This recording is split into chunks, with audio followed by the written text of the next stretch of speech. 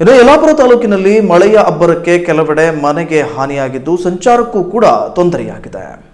ಯಲ್ಲಾಪುರ ತಾಲೂಕಿನಲ್ಲೂ ಮಳೆ ಮುಂದುವರೆದಿದೆ. ಸ್ವಲ್ಪ ಬಿಡುವು ನೀಡಿದಂತೆ ಗೋಚರವಾದರೂ ಕೆಲ ಸಮಯದಲ್ಲಿ ಮತ್ತೆ ಅಬ್ಬರಿಸುವ ಮೂಲಕ ಮಳೆಯ ತೀವ್ರತೆ ಮುಂದುವರೆದಿದೆ. ತಗ್ಗು ಪ್ರದೇಶಗಳಲ್ಲಿ ನೀರು ತುಂಬಿಕೊಂಡು ಸಂಚಾರಕ್ಕೆ ತೊಂದರೆಯಾಗಿದೆ.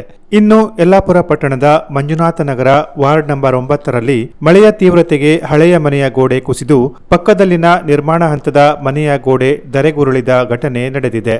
ಭೀಮವ್ವ ಬೋವಿವಡ್ಡರ್ ಎಂಬುವವರ ಹಳೆಯ ಮನೆಯ ಗೋಡೆ ಕುಸಿದು ಪಕ್ಕದಲ್ಲಿ ನಿರ್ಮಿಸುತ್ತಿರುವ ಮಣಿಕಂಠ ಉಣಕಲ್ ಎಂಬುವವರ ಮನೆ ಗೋಡೆಯ ಮೇಲೆ ಬಿದ್ದ ಪರಿಣಾಮ ಆ ಗೋಡೆಯೂ ಸಹ ಕುಸಿದು ಬಿದ್ದಿದೆ. ಅದೃಷ್ಟವಶಾತ್ ಯಾವುದೇ ಅವಘಡ ಸಂಭವಿಸಿಲ್ಲ.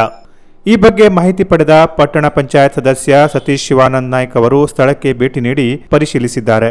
ಬಳಿಕ ತಹಶೀಲ್ದಾರ್ ಕಚೇರಿಗೆ ಮಾಹಿತಿ ನೀಡಿ ಯೋಗ್ಯ ಪರಿಹಾರ ಕೊಡಿಸುವಂತೆ ಆಗ್ರಹಿಸಿದ್ದಾರೆ. ಇನ್ನು ಗ್ರಾಮೀಣ ಭಾಗದಲ್ಲಿ ಮರಗಳು ಉರುಳಿ ಕೆಲವೆಡೆ ವಿದ್ಯುತ್ ಕಂಬಗಳಿಗೆ ಹಾನಿಯಾದ ಅವಾಂತರ ಕೂಡ ನಡೆದಿದ್ದು ವಿದ್ಯುತ್ ಸಮಸ್ಯೆಯಿಂದ ಗ್ರಾಮೀಣ ಭಾಗದ ಜನರು ಪರದಾಡುವಂತಾಗಿದೆ. Canara plus news, Yellapur.